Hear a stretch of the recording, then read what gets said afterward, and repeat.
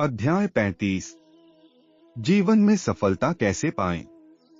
इस संसार में ऐसे बहुत से लोग हैं जो सफलता और सुख तो चाहते हैं, लेकिन इसके लिए परिस्थितियों से जूझना नहीं चाहते। उनका कोई लक्ष्य निर्धारित नहीं होता, अपितु संकल्पपूर्वक उस सुख को प्राप्त करने का प्रयास न करके अकर्मण्यता के कारण जो है और जैसा है वाली तर्ज पर परिस्थितियों से समझौता कर लेते हैं। बाद में ऐसे लोग ही ईश्वर को अथवा अपने भाग्य को दोष देते हैं। कई बार ऐसे लोग अपने आप को भाग्यहीन मानकर हाथ पर हाथ धरे बैठे रहते हैं। किसी भी सफल व्यक्ति को देखकर ये लोग दिखावे के लिए प्रसन्नता प्रकट करेंगे, मगर दिल में यह सोचकर कुढ़ते रहेंगे कि काश हमारे भाग्य में भी यह सब होता, लेकिन होता कहां से? हम तो भाग्यहीन हैं। आथ ईश्वर ने जो भी दिया, जितना भी दिया और जैसा भी दिया, ठीक ही है। जबकि सच्चाई यह है कि व्यक्ति के मन में कार्य के संबंध में निरंतर विचारधारा चलती रहे, उसमें निरंतर कर्म की प्रेरणा बनी रहे, वह निरंतर कार्य में लगा रहे और एक के बाद एक प्रयत्न करता रहे, तो किसी भी चीज को प्राप्त कर लेना उसके लिए असंभव नहीं। जिस काम को एक व्यक्ति कर सकता है, उसे दूसरा क्यों नहीं कर सकता? एक व्यक्ति कार, बंगला और लाखों की संपदा का स्वामी बन सकता है, तो हम क्यों नहीं बन सकते? अवश्य बन सकते हैं, किंतु हम अपने मन में उठने वाले विचारों को कुचल देते हैं। हमें आत्मविश्वास नहीं होता या कम होता है, हमारी आकांक्षाएं छोटी, ओछी और तुच्छ होती है। इन्हीं कारणों से हमें धन संपदा प्राप्त नहीं होती, हमारा संबंध उससे टूट जाता है। संपन्नता और धन प्राप्ति के नियम गणित के नियमों के अनुरूप सही और निर्दोष है। यदि हम धन, ऐश्वर्य और संपत्ति के नियमों का पालन करें, तो संपन्नता का विशाल स्रोत हमारी ओर स्वयं बढ़ने लगेगा।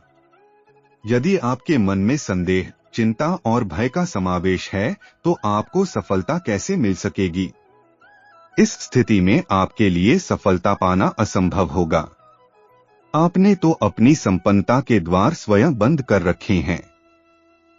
निठल्ले, आलसी, दीनहीन, डरपोक, संदेह और निराशा से भरे हुए मन वालों को कभी भी किसी भी क्षेत्र में सफलता प्राप्त नहीं हो सकती। यदि आप नकारात्मक चिंतन न कर परिस्थितियों का सामना करने का निर्णय दृढ़ता से कर लेते हैं, तो कोई संदेह नहीं कि उन्नति के द्वार आपके लिए खुलते न चले जाएं। इसमें कोई संदेह नहीं कि हर व्यक्ति अवसर से लाभ उठाना चाहता है। जब वह इसके लिए परिश्रम करता है, मन को लक्ष्य पर केंद्रित कर लेता है, अपने आलसी स्वभाव को दूर कर देता है और निठल्ला बैठा नहीं रहता, तो लाभ उठा भी लेता है। सफल व्यक्ति अपने कार्य से प्रेम करता है और स्वयं को पूरी तरह व्यक्त करता है। सफलता केवल धन एकत्र करना नहीं है, यह तो इससे ऊंचे आदर्श पर निर्भर करती है। सफल व्यक्ति वो है जिसने गहन मनोवैज्ञानिक और आध्यात्मिक समझ प्राप्त कर ली है। आज के कई बिजनेसमैन सफलता के लिए अपने अवचेतन मन के उचित उपयोग पर जोर देते हैं। वे किसी आगामी प्रोजेक्ट को इस प्रकार देखते हैं जैसे वह पहले ही पूरा हो चुका हो। उसकी साकार तस्वीर देखने और अपनी प्रार्थनाओं के परिणाम को महसूस करने के बाद उनका अवचेतन मन उस प्रोजेक्ट को पूरा कर देता है। यदि आप किसी लक्ष्य की स्पष्ट रूप से कल्पना कर सकें, तो आपको आवश्यक चीजें मिल जाएंगी। ये चीजें आपको अवचेतन मन की चमत्कारी शक्ति द्वारा ऐसे उपायों से मिलेंगी जिनके बारे में आप कुछ नहीं जानते हैं। आपको अपने अवचेतन मन की शक्तियों को कभी नहीं भूलना चाहिए। यही सफलता की किसी भी योजना में सारे कदमों के पीछे की शक्ति है। आपका विचार रचनात्मक है। विचार भावना के साथ मिलकर कल्पनावादी आस्था या विश्वास बन जाता है। जब आप समझ लेते हैं कि आपके भीतर एक प्रबल शक्ति है जो आपकी सारी इच्छाओं को साकार करने में सक्षम है, तो आपको आत्मविश्वास और शांति का अनुभव होता है। आप चाहे जो कार्य करते हो, आपको अपने अवचेतन मन के नियम अवश्य सीखने चाहिए। जब आप जानते हैं कि अपने मन की शक्तियों का कैसे प्रयोग किया जाए, जब आप स्वयं को पूरी तरह अभिव्यक्त कर रहे हों और अपनी प्रतिभा से दूसरों को लाभ पहुंचा रहे हों, तो आप सच्ची सफलता के अचूक मार्ग पर हैं। यदि आप ईश्वर के कार्य में लगे हैं, तो ईश्वर आपके साथ है। ऐसे में कौन आपके सामने टिक सकता है?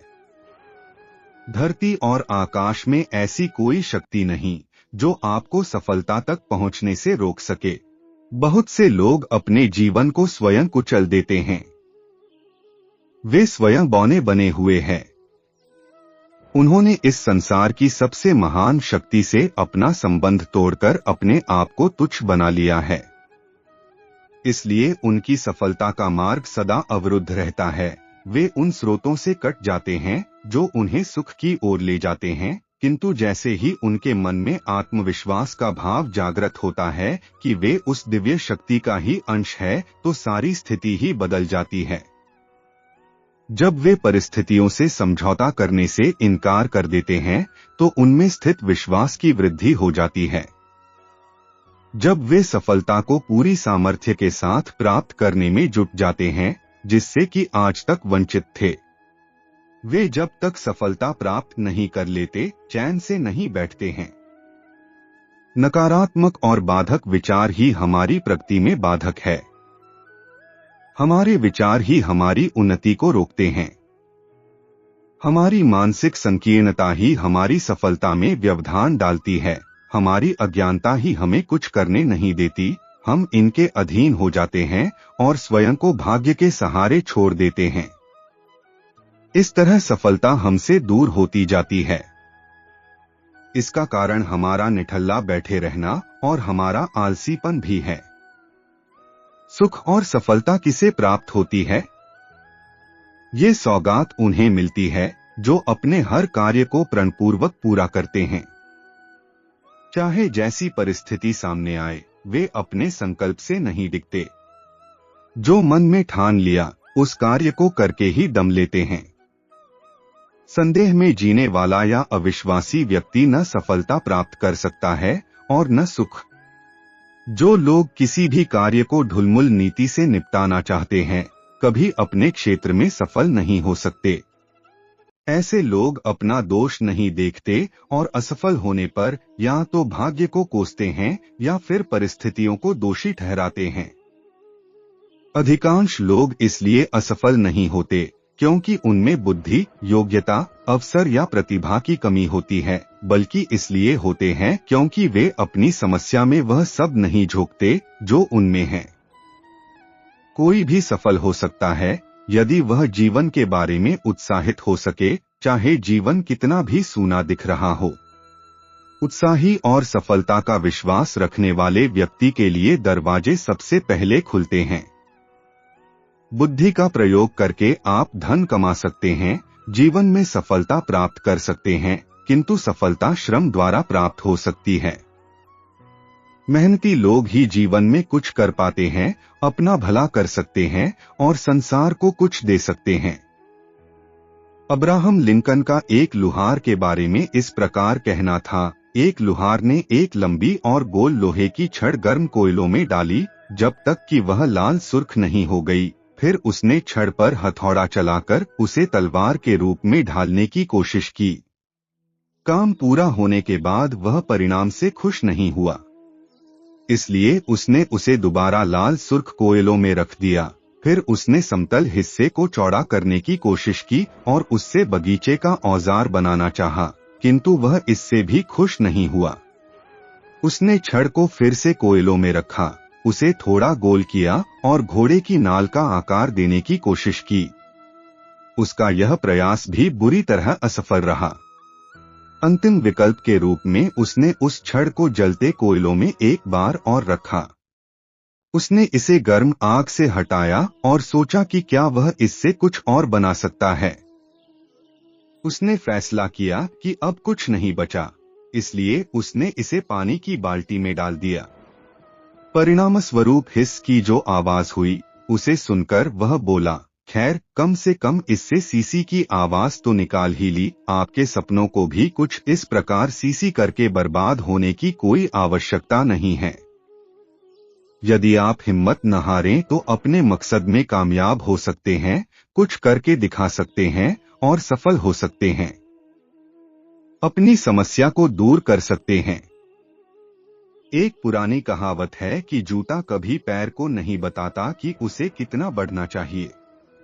एक शाश्वत सिद्धांत है जो हमेशा सच साबित होता है कि धन सदा अच्छे विचारों से प्रवाहित होता है। अच्छे विचारों से दूसरे अच्छे विचार उत्पन्न होते हैं। सपने धन के प्रबंधन में रचनात्मकता को प्रेरित करते हैं।